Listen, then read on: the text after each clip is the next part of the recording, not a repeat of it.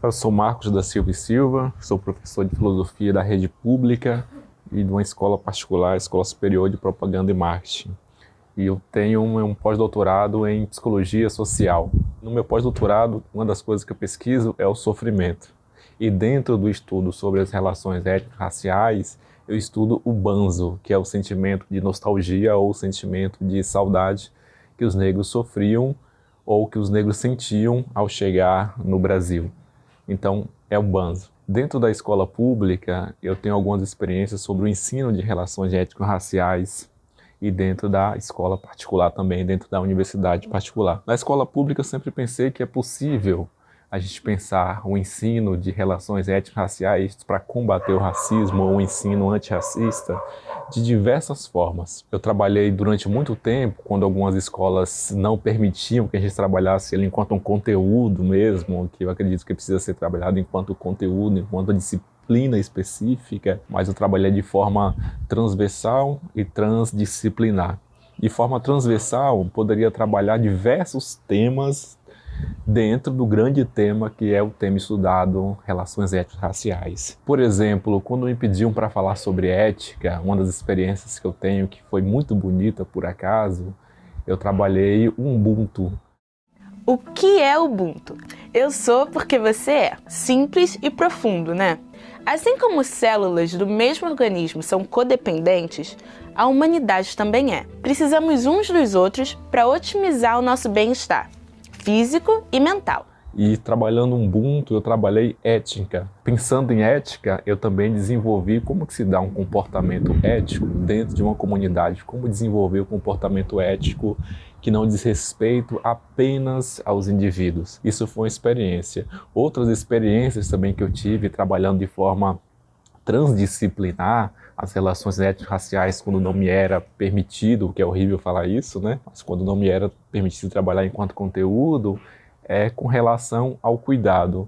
E aí sempre pensando com os alunos como que o cuidado, ele não é apenas uma abordagem daquele que cuida, mas pensando o cuidado enquanto coletividade. E pensando também, uma coisa bastante bonita que eu achei na época, pensando o cuidado enquanto uma lógica feminina, que aí ao mesmo tempo em que eu trabalhava as relações étnico-raciais, eu tentava abordar também o combate ao machismo estrutural ou o patriarcado e assim por diante, mas abordei o cuidado em uma lógica feminina também a partir de uma concepção de Ubuntu. Isso para dizer que dentro das transversalidades é possível trabalhar relações étnico-raciais, sobretudo no ensino médio, que é de onde eu venho. Depois, para não ficar só nas formas transversais, mas trabalhar de forma interdisciplinar, fiz um trabalho muito bom com as professoras de educação física, de biologia, de química, de matemática,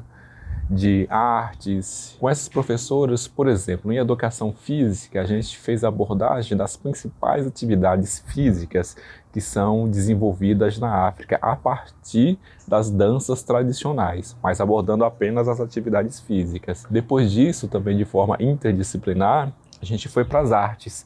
E aí, quando chegou em artes, mas tem uma enorme quantidade de coisas que podem ser pensadas, por exemplo, apenas a partir da arte. Estudamos não apenas as músicas, as danças, a corporeidade, mas estudamos, por exemplo, os instrumentos, como que os instrumentos eles podem também serem revistos como um combate ao racismo estrutural ou como uma educação antirracista. A estudar os instrumentos, por exemplo, tem um instrumento chamado macumba, que é o que muitos alunos têm, de forma inocente alguns, né?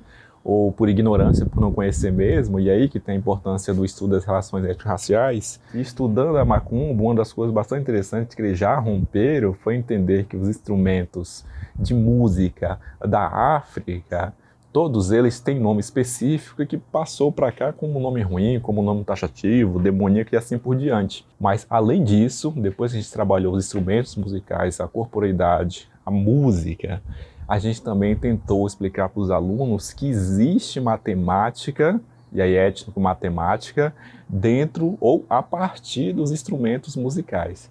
E foi uma abordagem muito boa que podemos fazer com o professor de matemática. Estudos dos cursos, na pesquisa e história da ciência e matemática, é que ciência e matemática é um produto puramente ocidental europeu.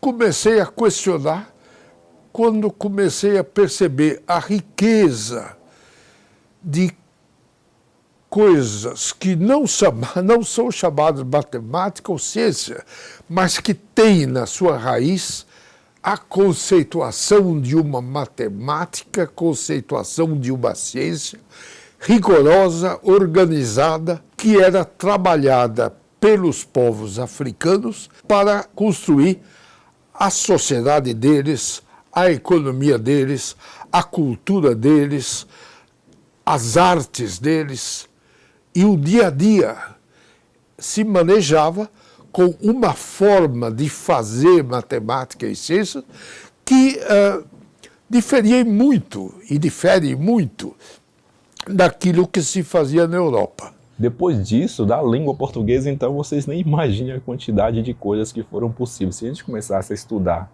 as línguas da raiz Congo, por exemplo, ou da raiz Banto, por exemplo, nós abordamos uma quantidade enorme de dialetos e de línguas que são possíveis serem faladas. E aí pensamos dentro de português e com filosofia também, que quanto mais língua eu tenho, mais acesso a mundo eu tenho.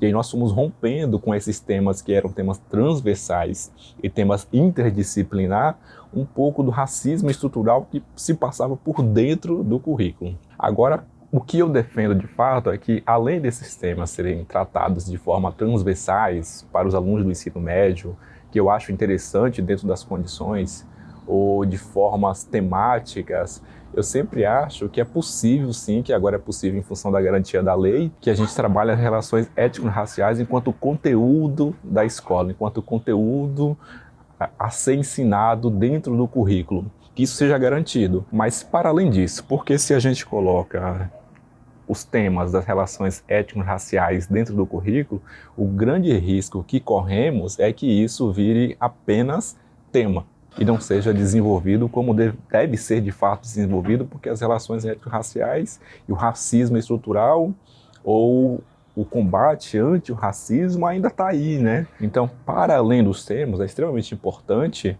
que, ao trabalhar tema, ou o conteúdo, ou a disciplina, ou o currículo de relações étnico-raciais, é possível e é preciso que se faça também uma relação com as manifestações culturais, onde há também o combate ao racismo estrutural, ou o combate a perspectivas racistas de mundo. Por exemplo, em São Paulo, que é onde eu estou, nós temos aqui o Museu Afro.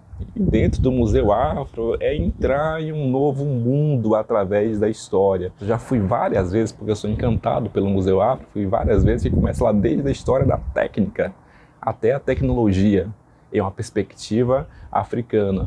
Fora a religiosidade, fora as pinturas, fora a arte. Estou dizendo isso que, para a gente pensar o currículo ou o conteúdo, ou de forma interdisciplinar ou de forma transdisciplinar, não pode ser afastado da realidade concreta no qual esse currículo se encontra. Mas se não quiser ficar indo no museu, que é um lugar maravilhoso que deve ir, a gente pode ir para música. Por exemplo, eu posso ir para o rap, eu posso ir para o hip hop, eu posso ir para o blues, eu posso ir para o samba, eu posso ir para a música clássica, eu posso ir para o balé e pensar a corporeidade negra no balé, eu posso ir para as artes cinematográficas. Existe uma gama enorme de conteúdo que eu posso trabalhar e pensar a partir das relações étnico-raciais, a partir do conteúdo, a partir da lei que garante o ensino desse conteúdo. Agora, o mais importante é que esse conteúdo,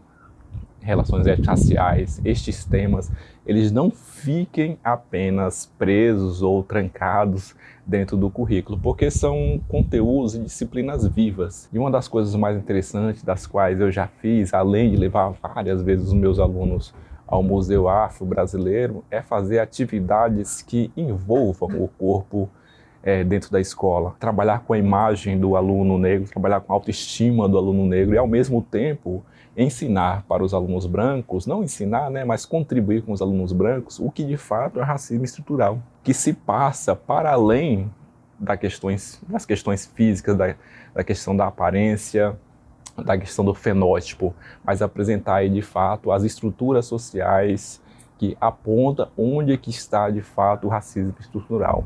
E aí eu posso trabalhar com diversos temas com os alunos, apontando o mapa da violência, o mapa da desigualdade.